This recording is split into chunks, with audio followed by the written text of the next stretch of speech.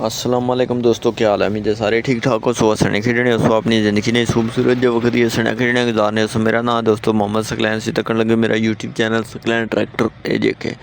आज दोस्तों तुहाडे वास्ते लैके आया मैं एक मशीन एक्सीवेटर, ठीक है।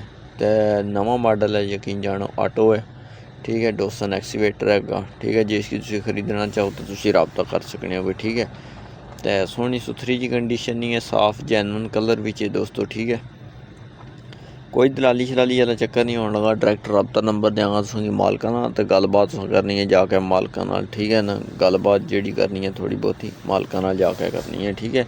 कंडीशन चैक कर लो, जो कोई तस्वीर विच मैं रह जाए ना शो करा जी, तो वो तुसीं व्हाट्सएप तो आके मेरे को पुछ सकने हो, ठीक है।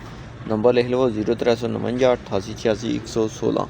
व्हाट्सएप इस बनी है, व्हाट्सएप पर मैसेज कर रहे गलबात कर सकने हो। तो बिल्कुल फ्री है। वीडियो की लाइक करना तो चैनल की सबसक्राइब करना, ये दो काम जेडे ना ये तो ज़रूर करने। बाकी ख्याल रखे अपना, अल्लाह सुने दे वाले।